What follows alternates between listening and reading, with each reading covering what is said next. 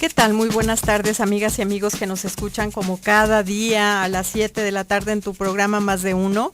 Este programa que habla de sexualidad y que hemos tenido programas muy amenos, muy interesantes, pero sobre todo por los amigos que nos acompañan cada tarde. Esta tarde tenemos a un gran amigo, ahorita te voy a decir quién es, para hablar precisamente de este tema, la psicoterapia del orgasmo. El orgasmo, que es toda una incógnita, hay muchas cosas que decir sobre el orgasmo, pero antes de empezar quiero dar las gracias a quienes hacen posible este programa, como productora Telma Coronado y como operador Giovanni Navarro. Muchas gracias. Pues vamos empezando.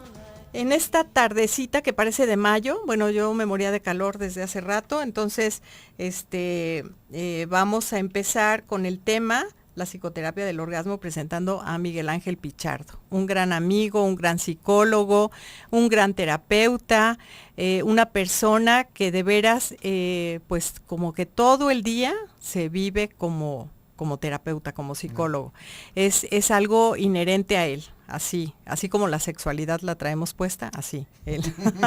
En cada cosa que dice, en cada cosa que hace. Muchísimas gracias por estar con nosotros, Miguel. Buenas tardes. Gracias, Carlota, buenas tardes y un saludo a todo tu auditorio. Sí, nuestro auditorio, porque ya te extrañan. Y un placer estar aquí hablando de este tema tan placentero. Tan placentero. Vamos a hablar del orgasmo, un gran placer. Los teléfonos en cabina, te los repito, es el 3122-1190 y 3647-1883. Esperamos tu llamada y también por un mensajito que nos mandes por WhatsApp al 333-822-3208. Y tenemos un regalo muy interesante para ti, seguro te va a encantar. Te lo vamos a decir al ratito para que nos empieces a llamar. Pues qué tema tan interesante, ¿verdad, Miguel? La psicoterapia del orgasmo. Así es. El orgasmo. No queremos empezar, o ¿qué opinas tú si primero decimos qué es un orgasmo? Bueno, pues el orgasmo es esta facultad que tenemos los seres humanos. Uh-huh. Bueno, no todos los seres vivientes tienen esta facultad. Y en particular nuestra especie tiene esta facultad de tener experiencias orgásmicas. Uh-huh. Y el orgasmo es este espacio dentro de nuestro cuerpo donde podemos sentir un estado de completo placer. Uh-huh. Algunos autores le han llamado éxtasis, sí, para referirse, digamos, a este momento donde nos podemos desprender de nuestros procesos de pensamiento. Uh-huh. Y únicamente sentir la expansión de la energía de nuestro cuerpo. Ajá, ¿no? Entonces, qué padre. En términos un poco más sencillos, el orgasmo es esta experiencia de expansión de la energía de nuestro cuerpo en la relación con otra persona o con tu propio cuerpo. Uh-huh. Esto uh-huh. es, en el orgasmo, aunque lo asociamos con una relación de pareja uh-huh. o con la relación con un otro, también podemos hablar de un orgasmo que te puedes dar contigo misma, contigo mismo. Uh-huh. Entonces es un aspecto muy bonito porque el orgasmo está a nuestras manos. Uh-huh. Claro, ¿no? Literal. Entonces es un concepto sencillo desde el cual podríamos empezar a trabajar. Claro. Y orgasmo tiene que ver con energía, lo Así acabas es. de decir. Uh-huh. Entonces todo nuestro cuerpo es energía, nuestro ser es energía. Y también esa parte, cuando hay como ese desprendimiento o esa, pues, ¿cómo le podríamos llamar? Como, pues, la petite mort, ¿no? Ajá, le decían, la pequeña muerte, la pequeña muerte, porque es como un desprendimiento, como tú Así dices, de esa parte consciente. Significa ajá, eso, salir fuera. Salir fuera. Uh-huh, uh-huh. Aunque parezca redundante, ¿verdad? Ok, pero es realmente una experiencia maravillosa uh-huh. que tenemos al alcance, que todos y todas podemos disfrutar de ella. Sin embargo, no siempre está al alcance de todo el mundo, ¿no? Así es, sí. Digamos que en la actualidad también vivimos una cultura, podemos llamarlo así, de descarga. Ajá. Por ejemplo, y aquí es importante distinguir entre el orgasmo y la eyaculación. Uh-huh. Digamos que todos tenemos biológicamente tanto la capacidad de eyacular como la capacidad del orgasmo. Sin embargo, por muchas prejuicios y dificultades en nuestra educación y en nuestra formación sexual que restringen nuestra sexualidad, nuestra genitalidad, pues tenemos esta visión que se orienta hacia la descarga. A la descarga me refiero, digamos, a esta necesidad imperiosa de descargar la energía. Sí. Ajá. Y entonces lo que hacemos es descargar esta energía, por ejemplo, a través de la eyaculación, sin poder experimentar el platillo fuerte que es el orgasmo. Claro. Digamos que todos nos acostumbramos a las entraditas, pero pocos hemos tenido la posibilidad de poder introducirnos al campo del orgasmo, que es el campo, digamos, del platillo fuerte, ¿no? Entonces, por toda una serie de dificultades culturales, pues actualmente estamos viviendo algo que podemos llamar como una pobreza sexual. Claro. Y esta pobreza sexual se inicia fundamentalmente a partir de que nos disociamos con respecto a nuestro propio cuerpo, a partir de que nos empezamos a sentir que no somos cuerpo, sino que tenemos cuerpo. Claro. En el momento en que tenemos cuerpo, disociamos al yo del cuerpo. Entonces, el orgasmo es esta experiencia también de unión. En el Tantra hablan del orgasmo como esa experiencia de unión divina. Claro. Nos vamos a ir a un pequeño corte y en un momentito regresamos.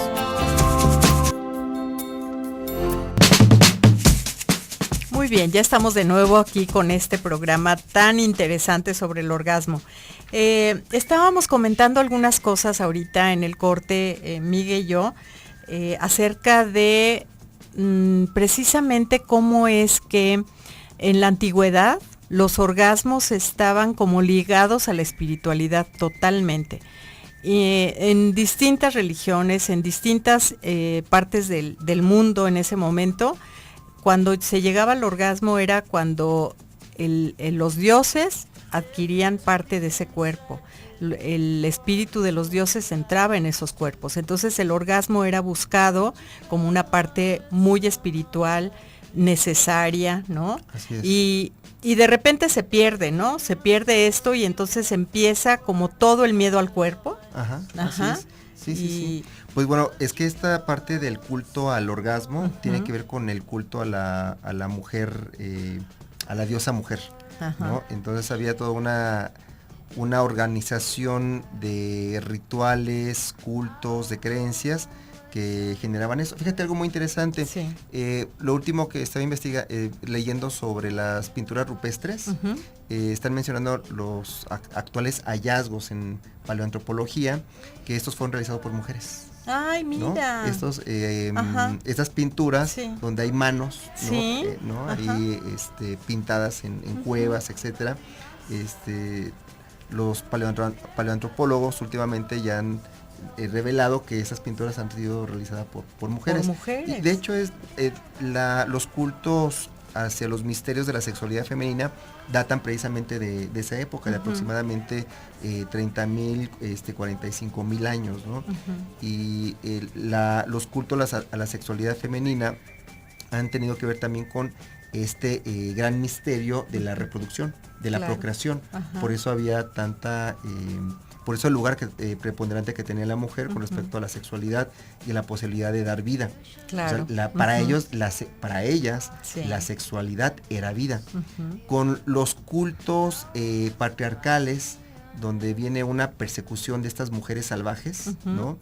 Porque este odio al cuerpo que se propaga con el patriarcado es un odio realmente a la mujer, pero es un odio a la mujer salvaje, a estas mujeres que podían salvajemente disfrutar de su propio cuerpo y de su propia sexualidad. A las mujeres orgásmicas. Exacto, entender su sexualidad como vida. Para la cultura patriarcal, la sexualidad es muerte. Promueven la muerte de la sexualidad, promueven el ayuno sexual, promueven la abstinencia sexual, promueven el miedo al cuerpo, promueven el castigo a las pasiones y al cuerpo, ¿no? Entonces por eso decimos que este tipo de cultos patriarcales niegan el cuerpo y odian a la mujer libre. Por eso toda la visión patriarcal en la sexualidad proponen a la mujer en el acto sexual pasiva y al hombre activo, ¿no? Ha habido una inmovilización y un empobrecimiento de la sexualidad de la mujer a partir de imponer cánones que restringen la actividad de la mujer. ¿no? Ujú. Entonces, este tipo de aspectos culturales son los que también han traído consigo la muerte del orgasmo. Esto es el que hayamos perdido nuestra orientación biológica básica hacia el Ujú. placer y el orgasmo, y que actualmente nos encontremos desorientados. O sea, Claro. somos actualmente como animales en cautiverio, que hemos perdido nuestra orientación biológica fundamental y hemos perdido la capacidad entonces de experimentar el orgasmo. Ujú. Entonces, mientras que tendría que ser algo natural, esa soltura en la relación sexual, actualmente con toda esa serie de mecanismos ideológicos y culturales, pues no podemos acceder al orgasmo porque estamos en la parte del pensamiento. Claro. Entonces las mujeres están pensando si en ese momento se ven bien, si los gorditos pues a lo mejor les incomoda, si están en una posición adecuada. El hombre está pensando en durar más tiempo, o en que termine lo más rápido posible, Qué tan o en vigoroso preguntarle es. si a la otra persona le está gustando, ¿no? Ujú. Entonces, toda esta serie de pensamientos durante el orgasmo lo que hacen es inhibir pues las hormonas que Ujú. genera el orgasmo, como vendría siendo la oxitocina, Ujú. y a partir de este bloqueo de la oxitocina, pues empieza a generarse esta pobreza también de tipo bioquímica. Claro. Disminuyen nuestra experiencia hormonal, perdón, nuestra experiencia emocional se disminuye a partir también de que disminuye nuestra experiencia bioquímica en nuestro cerebro, ¿no? Fíjate que ahorita que estabas mencionando esto, me acordé que muchos hombres creen que ellos son los responsables del orgasmo de su mujer, Ujú, ¿no? De su pareja. exactamente. Entonces, pues doblemente se estresan, ¿no? Así es, Se sí. estresan por ellos mismos y por la otra. Ujú, Y cada quien tendría que ser responsable de su propio orgasmo, exacto. aunque estén ahí emparejados, Ujú. pues. De hecho, ¿no? la estrategia, uno de los principios fundamentales de la psicoterapia del orgasmo, Ujú. es la posibilidad, primero, de apropiarte de tu propio cuerpo. Ajá. Después, cuando te apropias de tu cuerpo, te apropias de tu sensibilidad. Ujú. Cuando te apropias de tu sensibilidad, logras tener un mapa sensorial de todo tu cuerpo. Hay una Sí. exploración y un redescubrimiento somático de tu propio cuerpo.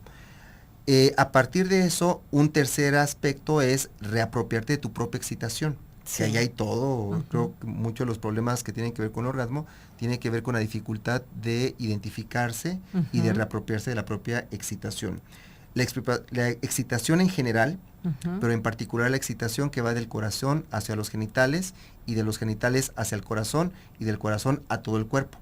Ya. Digamos, esa vendría Ujú. siendo la ruta Ujú. del orgasmo pleno, Ujú. porque hay un orgasmo parcial. Podemos tener pequeños orgasmos Ujú. parciales únicamente en nuestra zona pélvica y genital, sin que necesariamente lleguen a todo el cuerpo. Ujú. Nosotros nos referimos a un orgasmo completo cuando la persona puede dirigir y sentir la excitación de su corazón a sus genitales, y de sus genitales de regreso hacia el corazón y hacia todo el cuerpo. Ujú. A eso le llamamos esta onda expansiva, que va de los genitales al corazón y de ahí hacia todo el cuerpo. Toda esa energía. Toda que esa energía.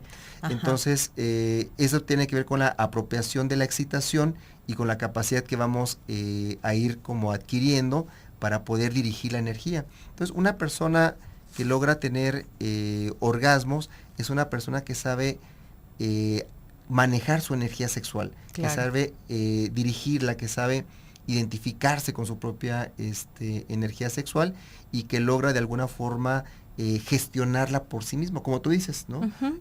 Uno es responsable de sus propios orgasmos. Nosotros eso también le llamamos autorregulación, Claro. porque vivimos en una sociedad dependiente de que el otro me haga Ujú. sentir, que el otro me lleve hacia el orgasmo, ¿no? Qué pesado, ¿no? Tener esa responsabilidad. Sería reconocer nuestro cuerpo como el lugar donde vivo. Ujú. Ujú. No mi cuerpo por un lado y yo por otro lado, sino Así es. yo vivo en mi cuerpo. Sí, ¿no? Yoconda Belli Yo le soy llama mi cuerpo. el cuerpo habitado. El cuerpo habitado, yo Ajá. soy mi cuerpo. Ujú. Después descubrir mi propia sensibilidad Ujú. y poco a poco irme haciendo cargo también de esta parte de la De excitación. la excitación. Ajá. Y dirigir la excitación Y dirigir la excitación. desde los genitales hacia el corazón y todo el cuerpo. Maravilloso, Miguel. Les recuerdo que si nos llaman pueden participar en este regalo doble. Vamos a regalar 2 pases dobles para ir a ver al Teatro Galerías Soy lo prohibido con Consuelo Duval. Está muy interesante esta obra. está especial para este programa, estos pases. Soy lo prohibido. Entonces tenemos 2 pases dobles para regalarte. Te recuerdo los números 31 22 11 90 y 36 47 18 83. O mándanos un WhatsApp al 333 822 3208. Con que nos hables estás participando para ganarte de estos 2 pases dobles, ¿no? Un par de estos pases. Estamos con Miguel Ángel Pichardo, estás en tu programa Más de Uno. Nos vamos a ir a un pequeño corte, pero no te despegues de la radio porque estamos contigo y nos estamos escuchando.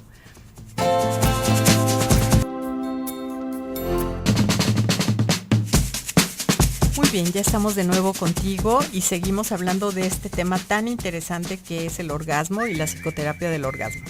Miguel, yo también te quisiera preguntar, en el primer bloque tú hablabas de la sexualidad y la genitalidad. Así para es. que quede más claro para nosotras y nosotros que te escuchamos, es importante decir sobre el orgasmo genital y sobre el orgasmo que buscamos, que es el orgasmo donde está implicada toda la sexualidad, ¿cierto? Así es. Entonces, ¿podrías explicarles un poquito más a nuestros radioescuchas? Bueno, la diferencia entre sexualidad y genitalidad, primero la genitalidad es propia también de nuestra especie, la sexualidad es propia de todo lo vivo. Okay. Todo lo viviente tiene sexualidad y son 3 características fundamentales de la sexualidad de no viviente, que es la reproducción, la vinculación y la orientación hacia el placer. Okay. ¿No? Ese es un aspecto que se encuentra en las células, por ejemplo, a partir de la mitosis, de la separación, tiene que ver con la reproducción. La otra, la vinculación, esto es, las células buscan juntarse con otras para construir que son parecidas. Exactamente. Sí. Y la orientación hacia el placer, o sea, esto es, las células huyen del dolor y se orientan hacia relaciones o estados más placenteros, por ejemplo, lo que tiene que ver con la temperatura, las condiciones ambientales. Entonces, eso tiene que ver con la sexualidad en su sentido más amplio.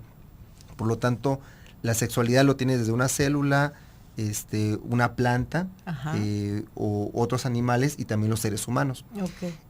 Aparte, los seres humanos tenemos la genitalidad.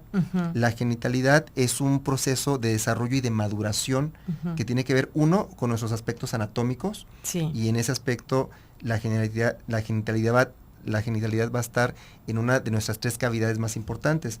Una primera cavidad es la cavidad craneal, la segunda la cavidad torácica y la tercera la cavidad pélvica.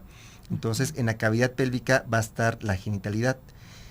Tomando en cuenta el proceso de maduración y desarrollo, lo primero que empieza a madurar pues van a ser las cavidades craneal y la cavidad torácica. Esto es la capacidad de respirar con los pulmones, la circulación a través del corazón y todos los procesos de maduración y desarrollo en nuestro cerebro, que tiene que ver con la maduración cerebral, ¿no? Y más o menos cuando cumplimos entre 3 y 4 años de edad, se empieza finalmente a madurar la genitalidad.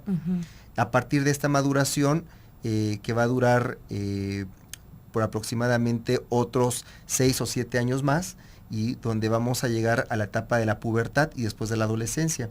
En esa etapa ya va a estar terminada la maduración genital, ¿no? Claro. En esa maduración genital es donde se va a desprender la posibilidad de tener un orgasmo sexual, un orgasmo, digamos, en el coito, que se empieza primero por la masturbación, después se da a partir de una vinculación, una relación con otra persona, y que puede llegar a este nivel de sentir un orgasmo, pero también va junto con la capacidad de procrear y con la capacidad de vincularte afectivamente, ¿no? Claro. Entonces, el orgasmo tiene que ver con estos aspectos, tiene que ver, por un lado, con la posibilidad de reproducirnos o no.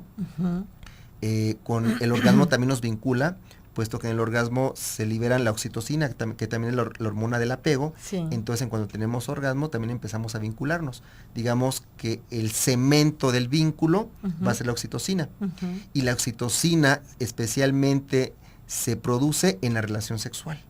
¿No? Entonces, por eso la relación sexual junto con el vínculo afectivo va a ser fundamental, ¿no? Y tercero, tiene que ver, decíamos, con esta orientación hacia el placer, que en particular en el ser humano va a estar asociada con esta capacidad de expansión de la energía en el cuerpo que se va a dar durante el orgasmo. Claro. Entonces ahí podríamos diferenciar entre la sexualidad, que es parte de todo lo viviente, la genitalidad, que es propia del ser humano y que se da en el desarrollo de la cavidad pélvica y que llega al culmen de su maduración en la pubertad, con la posibilidad, uno, de la masturbación y segundo, de mantener una relación sexual que suponga un vínculo afectivo profundo. Y la procreación también, ¿no? Y la procreación, cuando se decide. Y esta maduración que se da en la caja pélvica tiene que ver con procesos de maduración cerebrales. Así es. Porque es un proceso de maduración cerebral el que marca la pauta para que empiece la maduración de ovarios y testículos, que van a dar como la maduración de la genitalidad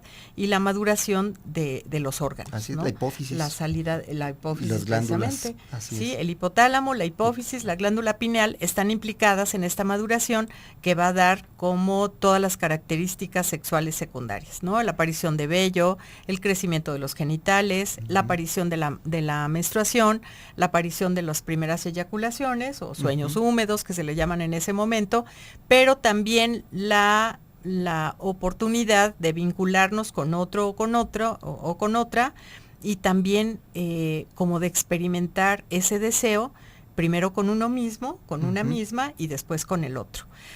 Ahí existe también la posibilidad de la procreación, de un embarazo, cuando, bueno, tenemos muchos programas de prevención de embarazo en adolescente, déjame decirte, y sabemos que genitalmente ya está madura la chica y el chico para ser papás, más no así en este momento socialmente ni psicológicamente. Entonces, ahí tenemos que todavía trabajarle mucho para que ellos se hagan responsables de ese deseo, de esa genitalidad, puedan vivir su deseo, puedan experimentar su placer, irse haciendo cargo de su cuerpo, pero a lo mejor pasando la procreación para otro momento. Exactamente, ¿cierto? Así es. Sí, así es. Que en otro momento a lo mejor no nos preocupábamos por esto, ¿no? Ajá. Yo les he dicho muchas veces, bueno, mi bisabuela tuvo su primer hijo a los 12, pero en estos momentos de la historia es muy difícil que una niña de 12 o 13 años tenga todos los elementos necesarios para ser mamá. Así es. ¿No?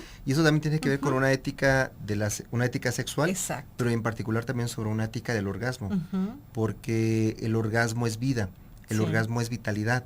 Entonces, si nos restringen el orgasmo, pues morimos. Pero también cuando hay un desembocamiento, digamos, de la sexualidad sin criterios éticos, pues podemos llegar a una sexualidad sádica, por ejemplo, o a toda una serie, ya hemos hablado también de abuso sexual, pero también podríamos hablar de una falta de educación sexual, puede ser una falta de ética sexual. Claro. Esto es, si un adulto tiene la responsabilidad de proporcionar educación sexual a sus hijos, pero aparte tiene la responsabilidad de acompañar sexualmente a sus hijos y no lo hace, digamos que está contraviniendo una ética sexual fundamental. Y ese es un gran problema que tenemos también en la actualidad, porque también necesitamos que esos programas de prevención del embarazo adolescente, pues se inicie desde los papás para que ellos también puedan llevar a cabo esta educación desde criterios éticos que permitan una reproducción consensuada y aparte una reproducción que promueva la responsabilidad de los, pues en este caso de todas las personas involucradas en la reproducción, ¿no? Exacto. Sí, es muy importante, como tú dices, que mamás y papás estén como muy preparados para poder hablar de estas cosas sin vergüenzas, sin penas que no tienen nada que ver con el asunto, puesto que la sexualidad es completamente normal y natural en todos nosotros y nosotras, está ahí puesta, y es más bien la cultura la que nos ha hecho como como que nos ha pavimentado esta parte, ¿no? Exactamente. Como que no la podemos ver, la queremos ocultar y entonces no queremos hablar de ella porque al parecer si hablamos como que vamos a dar permiso y entonces ¿cómo le voy a dar permiso a mi hijo o a mi hija? A ver, espérame. No, son razonamientos que a lo mejor tienen algo de lógica porque los hemos escuchado mucho, y no son lógicos, pero a lo mejor por estarlos escuchando tanto, se nos hacen y vamos repitiendo y vamos creyendo que esto es así, pero no es cierto, o sea, no es cierto, es una lógica tergiversada. Vamos a hablar un poquito más de esto para que nos entendamos mejor después de un pequeñito corte, para que veamos mejor este asunto.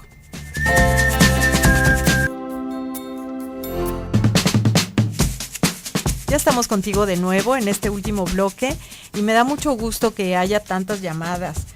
Nos habla Adriana Pérez y nos felicita, Edith Chávez, felicidades a Miguel por la forma de decir el tema, ¿verdad que es maravilloso tener a Miguel aquí? Yo estoy de acuerdo contigo. Hola, antes que nada quiero felicitarlos por la excelente mancuerna y cómo hablan de manera simple que todas podemos entender. Padrísimo. Margarita Chávez dice buenas tardes y saludos al programa, muy interesante. Yo tengo mis traumas sobre este tema, pero me es difícil llegar al orgasmo. Pues sí, mira, muchas mujeres en esta cultura, con esta herencia judeocristiana que tenemos, con esta limitación del deseo, con estos miedos al cuerpo que nos inculcaron desde chiquitas, claro que vamos teniendo dificultades, pero bueno, acércate a nosotros y a lo mejor podamos ayudarte.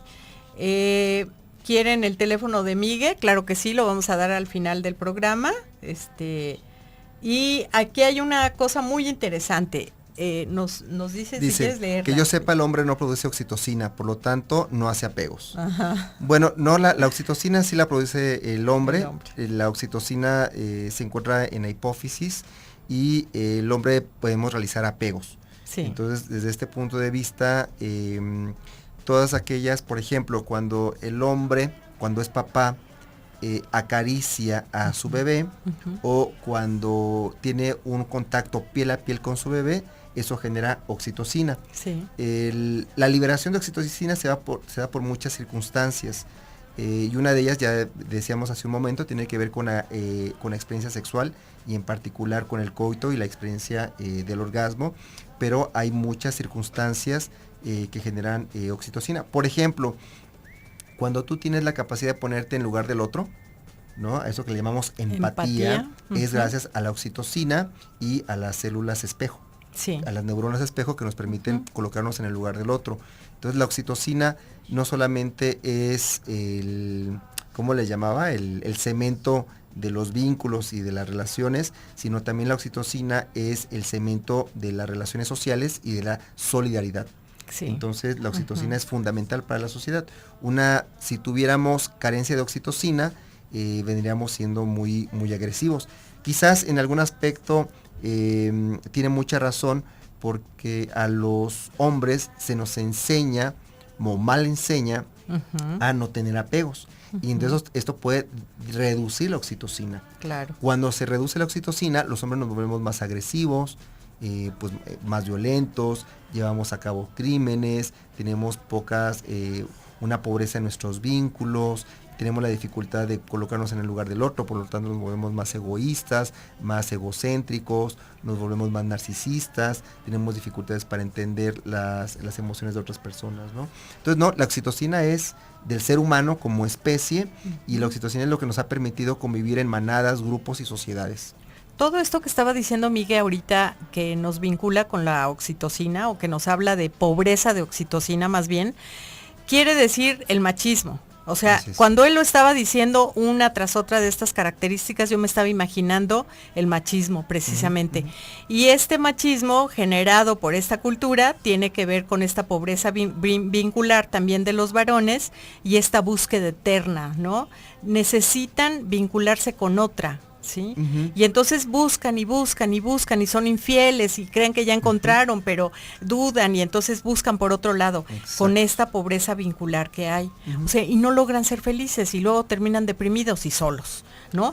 Abandonados, porque luego empiezan a decir que las mujeres todas son feministas y quién sabe qué, y la verdad es que sí, pero no es esa la razón por la que quedan solos.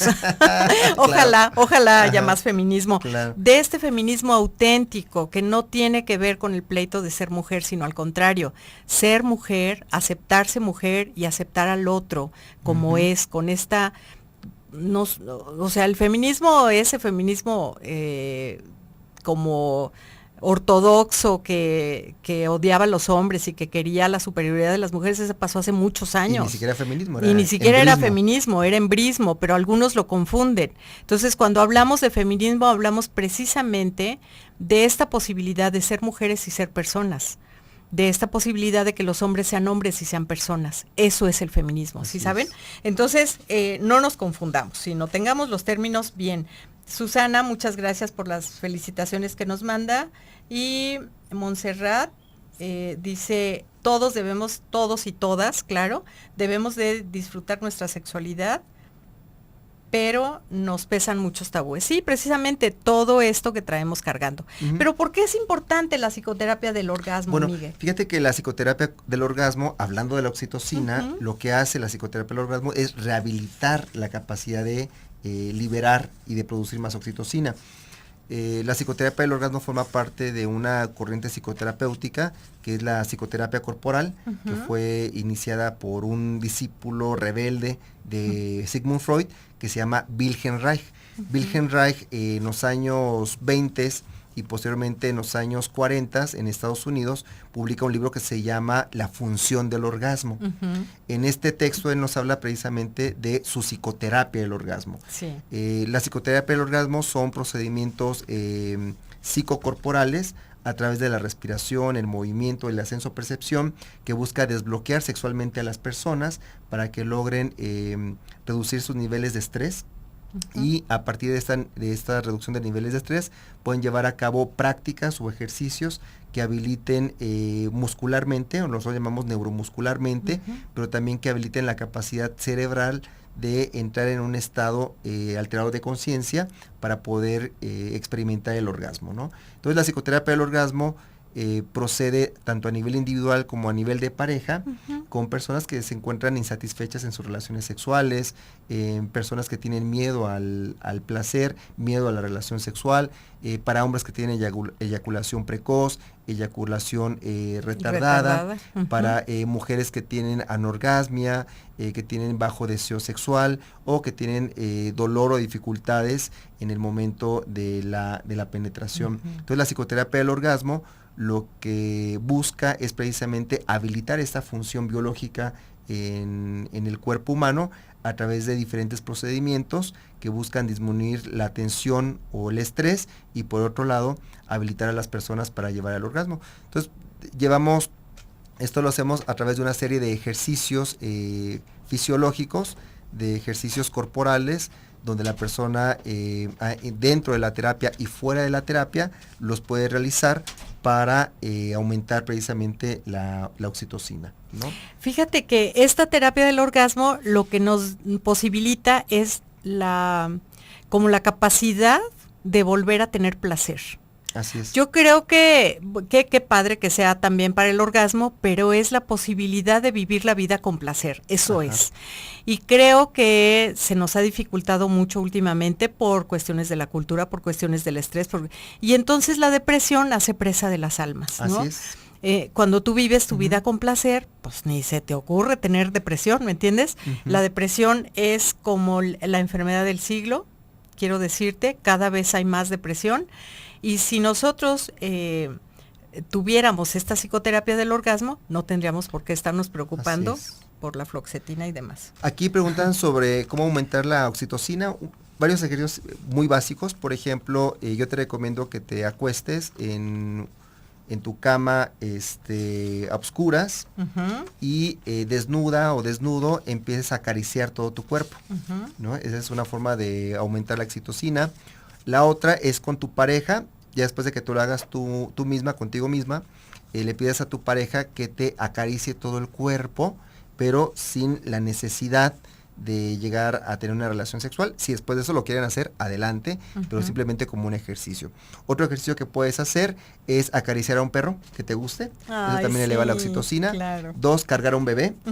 Eso también eleva tus niveles de oxitocina. 3, bañarte con agua un poquito calientita y dejar que la fuerza del agua que sale de la regadera te pase por todo tu cuerpo. Te dé un masajito por todos lados. Por todo tu cuerpo, eso eleva la oxitocina. Muchísimas gracias, Miguel, por estas recomendaciones maravillosas, y los boletos dobles se los va a llevar Perla Pedrosa y Montserrat Marala. ¿Sí? Montserrat. Bueno, muy bien, pues nos despedimos. Puedes venir por tus boletos de 12 a 1 de la tarde y de 5 a 6 de la tarde con una copia de tu IFE. Muchísimas gracias, Miguel. Muchísimas gracias, amigos y amigos que nos estuvieron escuchando. Estuvo maravilloso el programa y pronto tendremos a Miguel de nuevo por acá. Muchas gracias.